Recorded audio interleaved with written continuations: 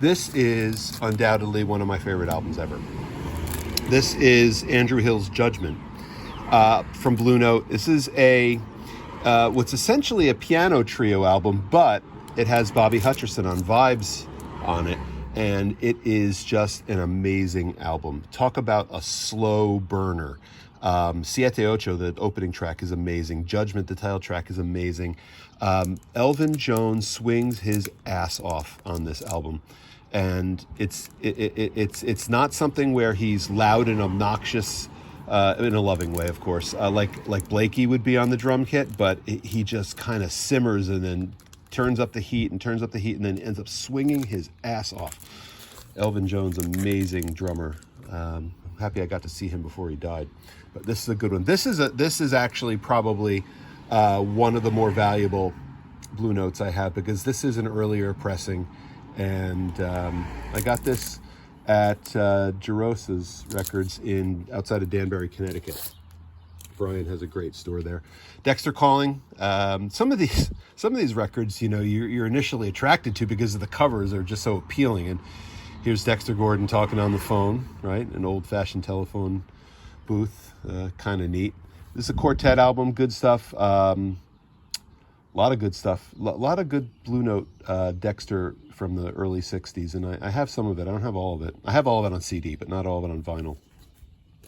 This is legendary. Everybody knows this album who's a jazz fan, Giant Steps. And Giant Steps obviously gets a lot of the press in terms of popularity on tracks, but Naima is a beautiful ballad on here. Saida's Song Flute is a really nice melody.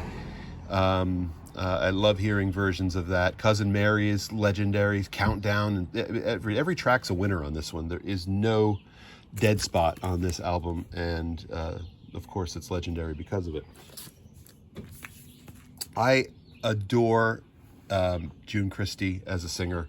She is my favorite jazz singer, probably along with Billie Holiday. This was early 50s, I believe, or this may have been I don't know. But anyway, I think she was just coming out of Stan Kenton's band when she did this, and she used arrangements and compositions from the guys who actually worked with Kenton a lot, Pete Rugolo. So this is an amazing album. The title track, Something Cool, is just so emotional. Think of a woman who's sitting in a hot summer bar by herself, and somebody comes up and offers to buy her a drink, and she kind of drinks, and she gets a little tipsy as she's singing and telling her story, and she's going back to memories that she had, and it's just, she gets flustered, and it's just amazing. The orchestration is amazing. The songwriting is amazing. June Christy's delivery is amazing. If you like vocal jazz, this is a great record to get. This is probably this is my top 3 jazz albums of all time. Nefertiti, Miles Davis. It's from his great quintet of the mid to late 60s. They did 5 or 6 albums together with Herbie Hancock, Wayne Shorter, Ron Carter, Tony Williams. Amazing. This is just an amazing album. This is a cool album too. Barney Kessel, as much as I like Barney's guitar playing from, like Pole Winners and stuff on, earlier stuff on Contemporary or Riverside or whatever it was. This is a late 60s album.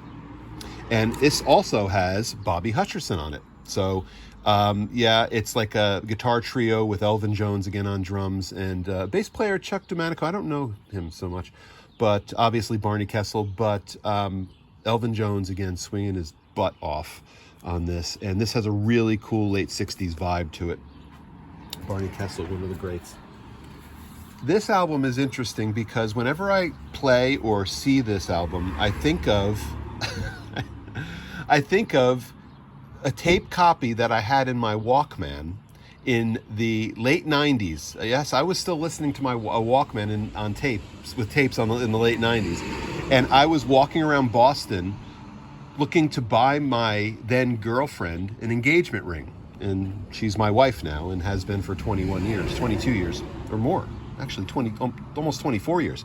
But when I was shopping for wedding rings or engagement rings around Boston, the jewelry district in downtown I was listening to this album in my headphones.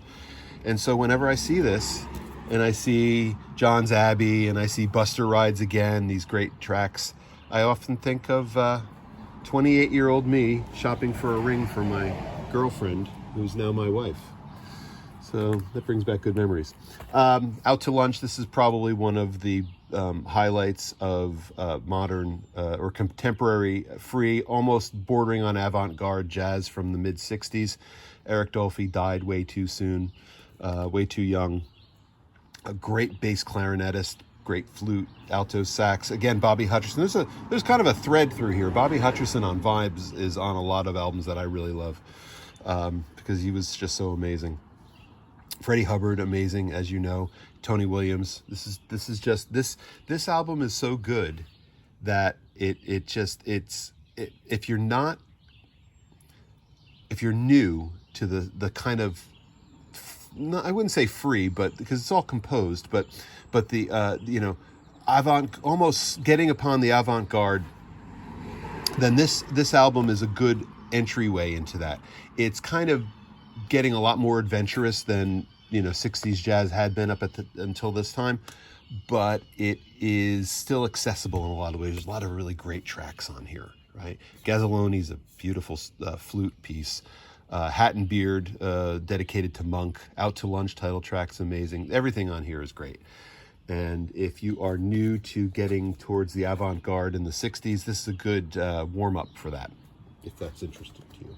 Kenny Burrell, of course, guitar player, great guitar player, still alive. One of the greats from way back when, who's still around. I think he's 90 now or something like that.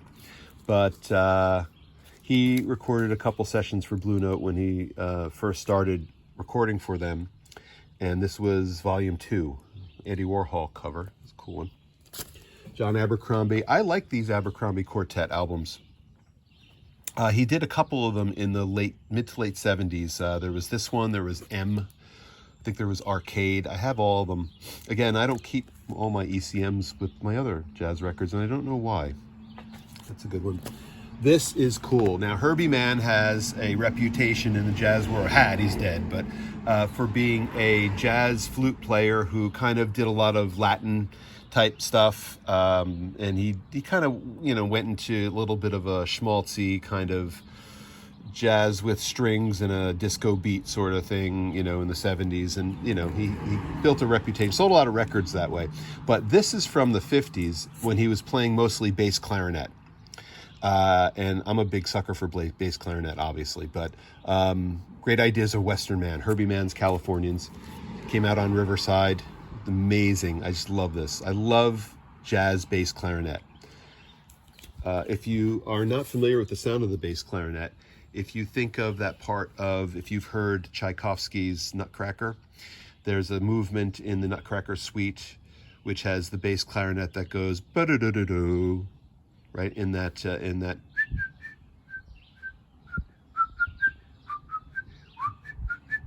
ba-ba-da-ba-do, that's a bass clarinet.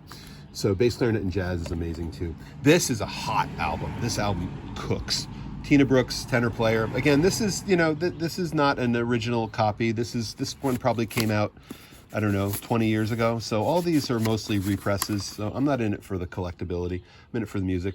But this is a great album. My God, Tina Brooks blows his ass off on this record, and Freddie Hubbard is a great horn complement to that. Rhythm section can't be beat. This is amazing. The compositions are really good too. Good Old Soul, Uptights Creek, Miss Hazel, they're all great. True Blue title track.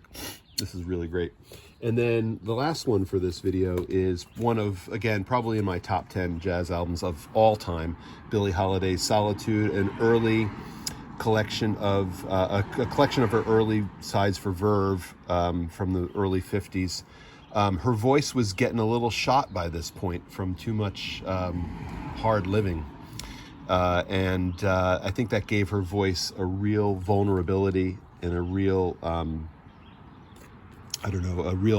depth of character. Her voice has always been great, but she sang in quite a different style early on. But by the time she got to the 50s, her voice was getting very worn out.